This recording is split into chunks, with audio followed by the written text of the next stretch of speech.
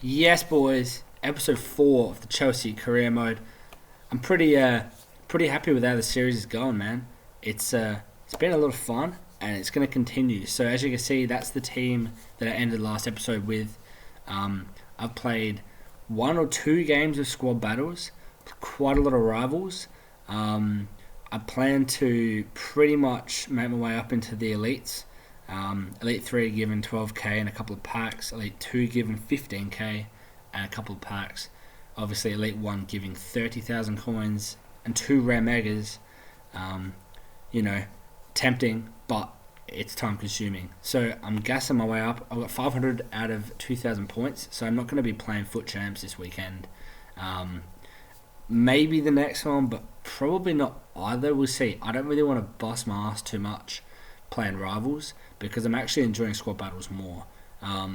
Rivals is alright, but you get some games that are a little bit iffy, not as fun to play.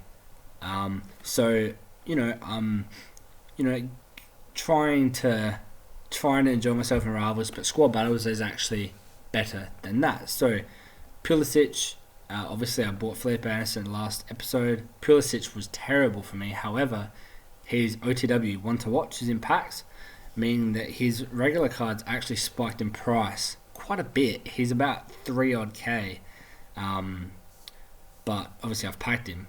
But he's about 4 to 4.5 at the moment, so up 4.9. Hopefully he'll sell on. Got a little chemi on it as well, so obviously it's not fresh, but that's fine. So yeah, the team itself's been playing alright. I think I've played 14 games in total. So I'd say about 10 of those in rivals. Actually, sorry, I've played 2 squad battles games or 3 squad battles games, 3 battles games. So 11 rivals games, and yeah, I mean like it's been alright. Tellers has been great. Palista and Silerson haven't been fantastic. Palista's okay. I'd say Baye actually plays better than him. I think it's just down to his more physical. But yeah, Fred's been amazing for 30 odd games with Fred. Palhinier's got 14 games, 5 goals and 5 assists, which is great. And he's not the best player in the team. The best player has actually been Anderson Talisca. He's actually got 15 goals and 7 assists in 15 games. Granted that, what was it, 2 or 3 squad battles games? Williams playing around out at the wing. He's not really contributing goals and assists as much as I'd like. And now there's Felipe Anderson. As you can see, he's got 4 goal contributions in 12 games. I feel it is down to the fact that I'm playing him out in the left and he doesn't have... Like, yes, he has a 4-star weak foot, but I keep trying to find his right foot and the ability to, shoot with his left isn't really there. He's got 74 finishing and his left foot feels terrible. So, speaking of terrible finishing, St. Maximin, 84 and an 85 rated squad. Like, EA, what are you doing? You've given us an Ndombele, right, who is a good card, but it's not that good. Like, he's going to get outworked in midfield within a week. There's going to be better players within a couple of weeks, and that's just the idea of it. But you give us a St. Maximin, yeah? Why wasn't it the other way around? Ndombele, you could charge, 84 and maybe 284 or something like that. If you charge the 84 and 85 for Ndombele, I wouldn't be as mad, because Ndombele with 1 upgrade would look a lot better than St. Maximin with 1 upgrade. So why don't you give us St. Maximin in the objectives? Because, St. Maximin in the objectives, people are going to be happy for that. It's a 5-star skiller, a new transfer as well, obviously, one to watch. And anyway, enough of that.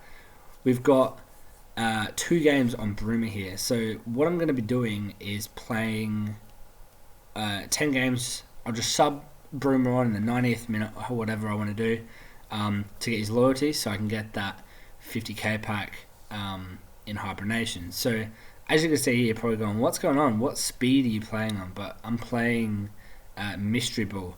Pretty much, I wanted to grind out a couple of objectives. There was an objective to score with a player with 82 or more physical or something like that. A finesse shot with a player with 82 or more physical. As you can see there, I just scored a finesse shot with Paulinho, who's got 85 physical.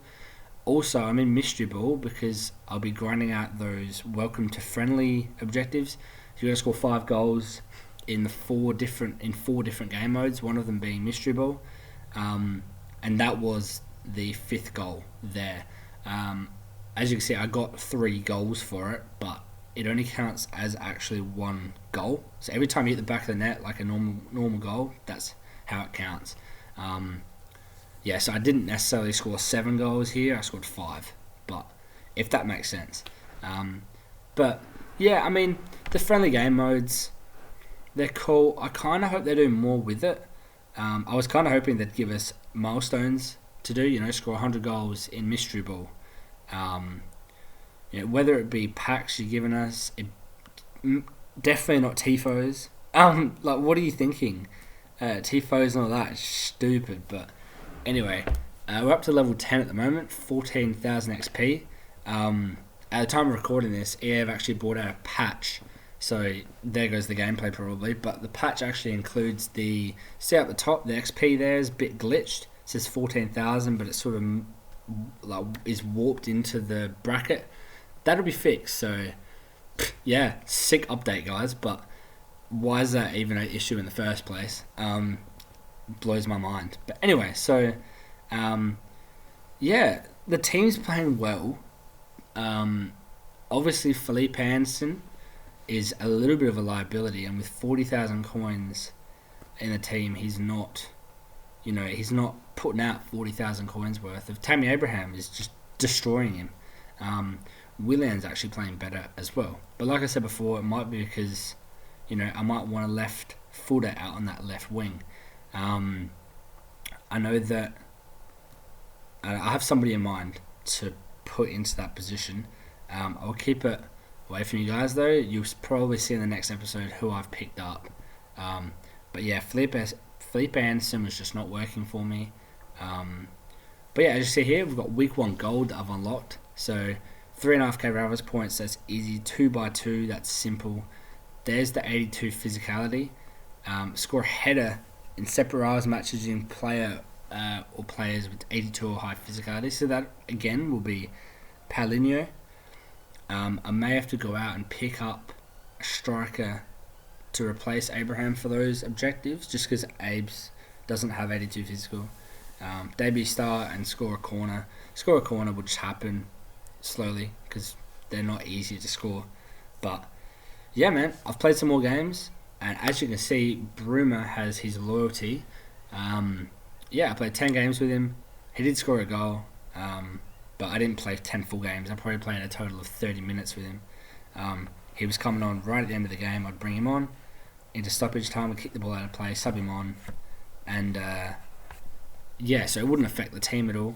But as you can see, I've picked up a rare mega and a rare players pack for the hybrid league. So these are the type of SBCs you want to grind out at the start, because if you pull a 50k player whose market value, you know what I mean, 50k at this point in the game, you can do a lot more with it now than you can in the future. That 50k player in the future might only be worth 8,000 coins.